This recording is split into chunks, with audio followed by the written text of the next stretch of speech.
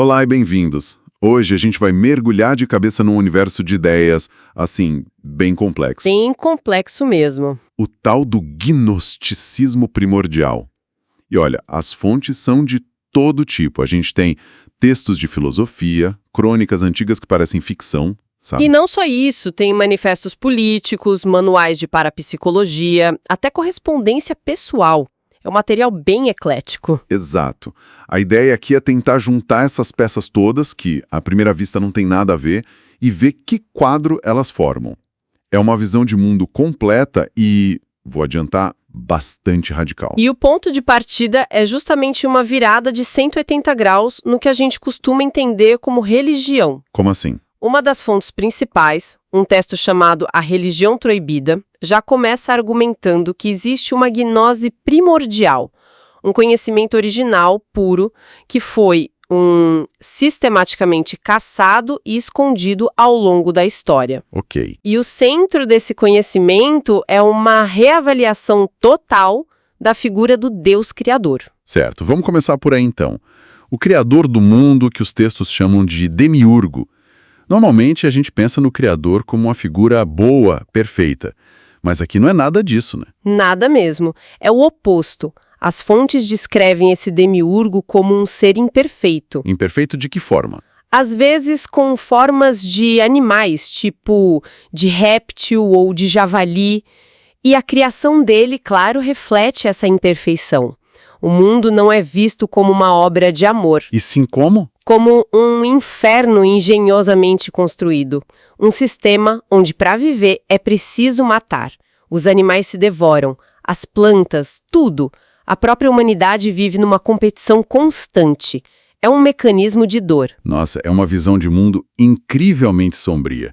Se a criação é essa armadilha, essa engrenagem de dor, de onde vem a esperança? Ou não existe esperança? A esperança, ou melhor, a possibilidade de libertação, vem de algo que não pertence a essa criação. Algo de fora. Exato. A ideia central é que, dentro de alguns seres humanos, existe uma centelha, um espírito eterno que não foi criado pelo demiurgo. Ele é um estrangeiro, um exilado que foi aprisionado na matéria. Ah, entendi. E por ser de fora, por não pertencer a essa ordem, esse espírito odeia o Criador e toda a sua obra. A rebelião não é uma escolha, é a própria natureza dele. Entendi. Então a salvação não é sobre se harmonizar com a criação, mas sobre se rebelar contra ela. De forma total. Mas esse espírito rebelde não está sozinho nesse universo, certo? Quem são os outros jogadores nesse tabuleiro cósmico? Exato. É um campo de batalha com várias forças. De um lado você tem o demiurgo, o criador e carcereiro, que às vezes é identificado com o Jeová do Antigo Testamento, combinado numa figura chamada Jeová Satanás. Ok. E muito acima dele, num plano totalmente fora da realidade que a gente conhece, existe um Deus verdadeiro. Mas ele é incognoscível, impossível de ser conhecido ou contatado a partir daqui de dentro. Espere um pouco. E Lúcifer? Geralmente ele é o vilão principal em muitas tradições. Como ele se encaixa aqui? Pois é, aqui a história é outra. Lúcifer é apresentado como um libertador. Um libertador? Sim. Ele seria a serpente do Jardim do Éden. Ao oferecer o fruto proibido, que é o fruto da gnose, do conhecimento, ele não estava tentando corromper a humanidade. Ele estava tentando abrir os olhos dela para a verdade. A verdade de que eles tinham uma origem divina, um espírito aprisionado e que eram, em essência, superiores ao seu próprio Criador. Caramba, então figuras que são vilões tradicionais, como a serpente e imagina o Caim, aqui são os heróis. Exatamente. Isso é mais do que uma simples reinterpretação, é virar a moralidade de cabeça para baixo. A mensagem parece ser, se o sistema está errado, então tudo que o sistema chama de mal deve ser, na verdade, bom para quem quer escapar. Precisamente. Caim é visto como um herdeiro espiritual dessa gnose rebelde. Uma das fontes narra que Abel amava o Criador, e por isso seus sacrifícios eram aceitos. Mas Caim odiava o Criador. Porque o espírito dele não pertencia a este mundo. Exato. O ato dele é a negação da lei do demiurgo. E essa guerra não fica só no plano mítico, sabe? Ela desce para a Terra com facções cósmicas lutando por influência. Que facções seriam essas? De um lado, os Siddhas de Agartha, que seriam leais ao espírito. Do outro, os Siddhas de Shambhala, vistos como traidores, aliados à matéria e a uma conspiração mundial que eles chamam de sinarquia. E ainda tem mais uma camada, né? A tal crônica de Akakor que você mencionou, que fala de seres de outros planetas. Sim, essa crônica adiciona um elemento tipo de ficção científica à mitologia. Fala de primitivos mestres, deuses que teriam vindo das estrelas em discos voadores. Discos voadores? E que teriam governado a Terra em tempos remotos e deixado para trás tecnologias avançadas e inexplicáveis. É mais uma peça nesse quebra-cabeça. Ok, então essa guerra cósmica se reflete aqui na Terra. E como isso se aplica à humanidade? Todos os humanos são esses espíritos aprisionados? Não. E essa é uma das distinções mais importantes e, de novo, radicais dos textos. A humanidade estaria dividida em dois tipos, fundamentalmente diferentes. Para explicar isso, eu gosto de uma analogia com videogame. Gosto de analogias. Manda ver. Pensa na diferença entre um NPC, ou um personagem não jogável, que segue o roteiro, o código e o jogador. Certo. Nessa visão, o Pazu, ou o homem-animal, seria o NPC. Ele é uma criação pura do demiurgo, alma e corpo. Ele está em casa neste mundo. Vive em harmonia com as regras da criação. E o Virya? O Virya é o jogador. Ele é um ser semidivino com aquele espírito eterno aprisionado. Ele acordou no meio do jogo e percebeu que aquilo é um jogo, uma prisão. E agora a única missão dele é encontrar a saída. Uau! Então é como se houvesse duas espécies humanas diferentes, vivendo lado a lado. Uma que pertence ao sistema e outra que é uma forasteira. Isso tem implicações enormes para como se enxerga a sociedade, a cultura, a história. E tem mesmo. A história humana, nessa ótica, é o registro do conflito entre esses dois grupos. Os Viryas, ligados por um pacto de sangue com os deuses de Agartha, e os Pazus, organizados por um pacto cultural com os deuses de Shambhala. Toda a história seria o palco dessa guerra silenciosa. Certo. Se o Virya é esse prisioneiro de guerra em território inimigo, como essa prisão funciona? Quais são as grades da cela? Se o mundo todo é a cela?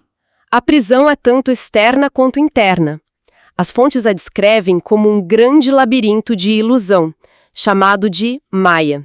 E os mecanismos de aprisionamento são sutis. Por exemplo? Um deles é o próprio amor pela beleza do mundo. A natureza, a arte, o amor romântico.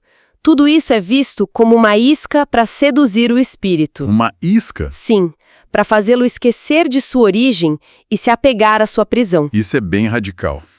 Quer dizer que até as coisas que a gente considera as mais sublimes na vida são, na verdade, parte da armadilha? Exatamente. Além disso, existem os símbolos sagrados, as religiões, as grandes filosofias, as ideologias, tudo visto como sistemas criados para confundir o Virya. Para mantê-lo perdido no labirinto. Isso. E, finalmente, existem as leis cósmicas, como o karma e a reencarnação ou metempsicose. Aqui, elas não são um caminho de evolução, são uma roda do tempo, a Kala Chakra. Uma espécie de roda de hamster cósmica? Perfeito.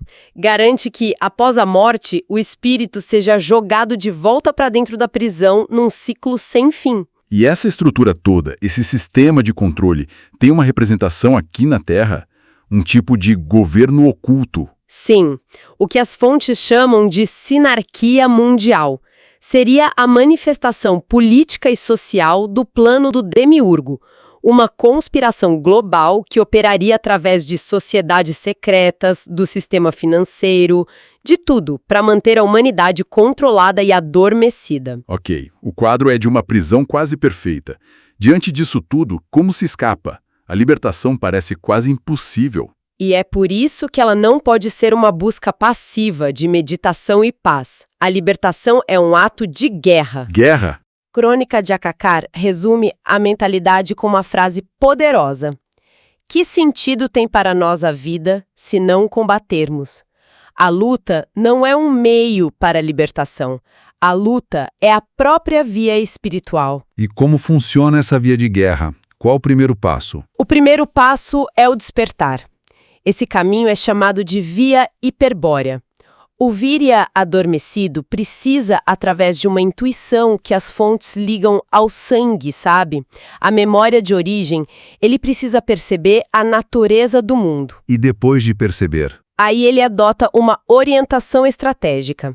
Ele analisa o labirinto e encontra a saída, o que implica em rejeitar ativamente os valores e símbolos da cultura dominante que ele agora enxerga como parte da armadilha. E existem ferramentas para essa guerra? Armas? Sim, mas são armas espirituais. As runas, por exemplo. Elas são apresentadas não como um oráculo, mas como uma ciência de poder. Uma arma capaz de despertar a força interior, o vril, e de guiar o guerreiro.